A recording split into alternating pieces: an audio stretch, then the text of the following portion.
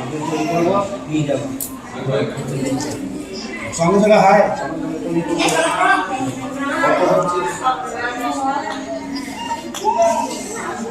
না, পুজোগুলো দিয়েছে, নিয়ে নেবা।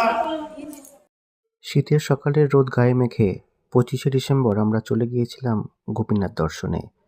পূর্ব বর্ধমান জেলার অগ্রদ্বীপের গোপীনাথ দর্শন আমাদের এক পরম সৌভাগ্যের বিষয়। রানাঘাট থেকে অগ্রদ্বীপ যাবার জন্য নামতে হবে বেথুয়াডাহরি স্টেশনে। তারপর সেখান থেকে টোটো বুক করে চলে গেলাম আমরা অগ্রদ্বীপ। বেথুয়াডাহরি প্ল্যাটফর্ম থেকে বাইরে বেরোলেই টোটো এবং অটো পাওয়া যাবে অগ্রদ্বীপ যাবার জন্য। তবে আমরা টোটো রিজার্ভ করে নিয়েছিলাম। কেউ চাইলে পাবলিক অটো করেও চলে যেতে পারেন অগ্রদ্বীপে, তবে সেক্ষেত্রে একটু সময় বেশি লাগতে পারে। আমরা নিজেরা যাব বলে নির্ঝঞ্ঝাট দুজন বন্ধু মিলে একটি টোটো বুক করে নিয়েছিলাম।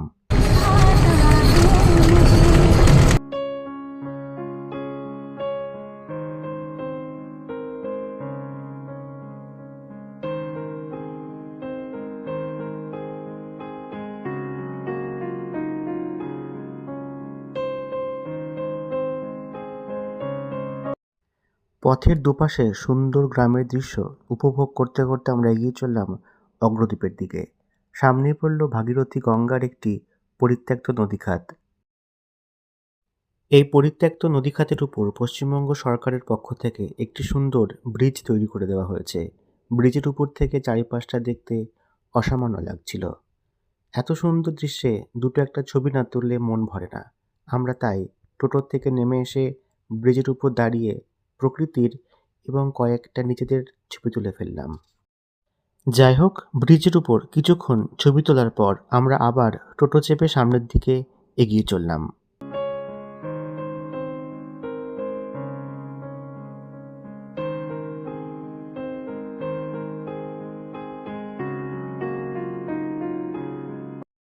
টোটো চেপে আমরা নদিয়া জেলার একদম শেষ প্রান্তে চলে আসলাম। এবার শুরু হবে পূর্ব বর্ধমান জেলা। এইরকম জায়গাতে আমাদের টোটো বদলাতে হলো, আর একবার অটো চেপে চলে যেতে হবে অগ্রদ্বীপ মন্দিরে। জেলা বদল হওয়ার জন্য একটানা টোটো এখানে সাধারণত আসে না। যাই হোক, পূর্ব বর্ধমান জেলার একদম প্রথম দিকেই পড়বে অগ্রদ্বীপ। অটোতে উঠে আমরা কিছুটা রাস্তা গ্রামের ভাঙাচোরা পথঘাট পেরিয়ে তারপর শুরু হলো চড়ার এলাকা। নদীর চরের পাশ দিয়ে আমরা এগিয়ে চললাম অগ্রদ্বীপ মন্দিরের দিকে।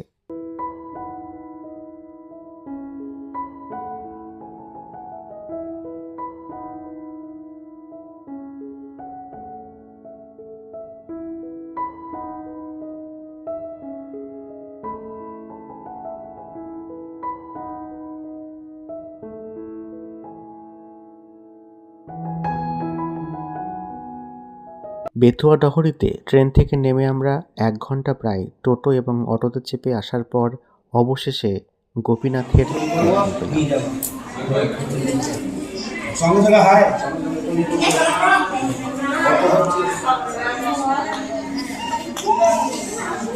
না, পুজোগুলো দিয়েছে, নিয়ে নেবা। ঠাকুর মশাই আমাদের ওটা দেবেন। তো দিয়ে দিয়েছে আমাদের বড় পকেটে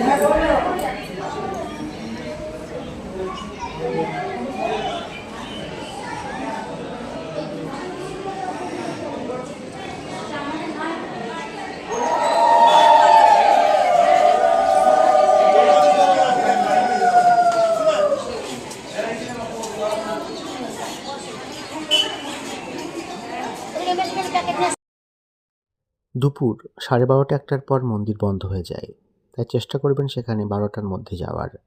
আমরা 12টার মধ্যে চলে গিয়ে পাশেই মিষ্টির দোকান থেকে সন্দেশ কিনে গোপীনাথের পুজো দিয়েছিলাম। পুরোহিত মশাই সবাইকেই সাথে সাথেই পুজো দিয়ে প্রসাদ ফেরত দিয়ে দিচ্ছেন। আরেকটি বিষয় এখানে খুব ভালো লাগলো, সেটি হলো দক্ষিণা নিয়ে এখানে কোনো জোর জুলুম নেই। খুশি মনে ভক্তগণ যাই দেবেন, পুরোহিত মশাই সেটাই গ্রহণ করছেন। গোপীনাথ দর্শনের পর এবার আমরা চারিপাশটা একটু ঘুরে দেখব। শ্রাদ্ধের অনুষ্ঠান এখানে হয়? শ্রাদ্ধের অনুষ্ঠান ওই মন্দিরটাই হয়। গোপীনাথের দুটি মন্দির রয়েছে। প্রথম মন্দিরে থাকেন 6 মাস, বাকি 6 মাস থাকেন এই মন্দিরটিতে। এই মন্দিরের পাশে রয়েছে গোবিন্দ ঘোষের সমাধি মন্দির। শ্রী শ্রী চৈতন্যদেবের পারিষদ গোবিন্দ ঘোষের সমাধি অনুষ্ঠান করেন গোপীনাথ। নিঃসন্তান গোবিন্দ ঘোষের পূজ্য দেবতা গোপীনাথ প্রতি বছর তার ভক্ত গোবিন্দ ঘোষের শ্রাদ্ধানুষ্ঠান করতে বসেন। এই মহিমা নিয়েই গোপীনাথের বিশাল মেলা বসে এই অঞ্চলে। যাই হোক, এটাই গোপীনাথ ভক্ত গোবিন্দ ঘোষের সমাধি। দুটি বিরাট তমাল গাছের নিচে গোবিন্দ ঘোষের সমাধি স্থাপন করা হয়েছে। এখানেই গোপীনাথ প্রত্যেক বছর তার ভক্ত গোবিন্দ ঘোষের শ্রাদ্ধানুষ্ঠান করতে বসেন। এখান থেকে বেরিয়ে এবার আমরা চলে যাব আরেকটি দর্শনীয় স্থানে। সেটি হলো চৈতন্যদেবের বিশ্রাম গৃহ। চলুন এবার তাহলে আমরা গোবিন্দ ঘোষের সমাধিক্ষেত্র থেকে বেরিয়ে চলে যাই সেই সুন্দর স্থানটিতে।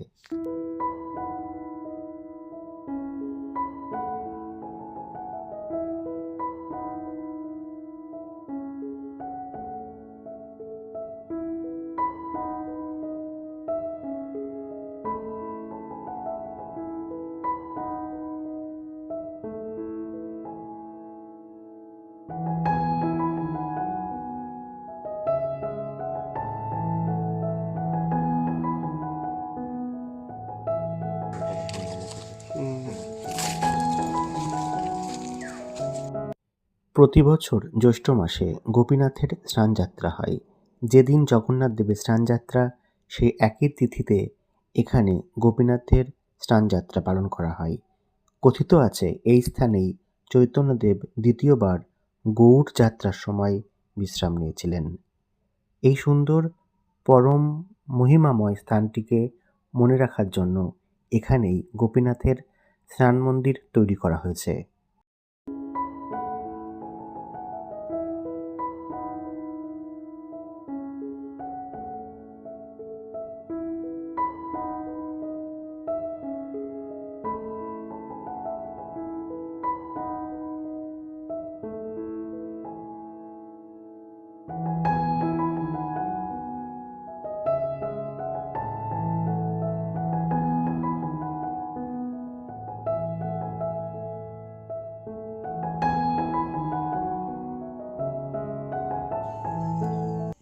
যাই হোক বন্ধুরা, গোপীনাথ মন্দির থেকে বেরিয়ে আমরা চলে এসেছিলাম স্নানযাত্রার এই স্থানটিতে।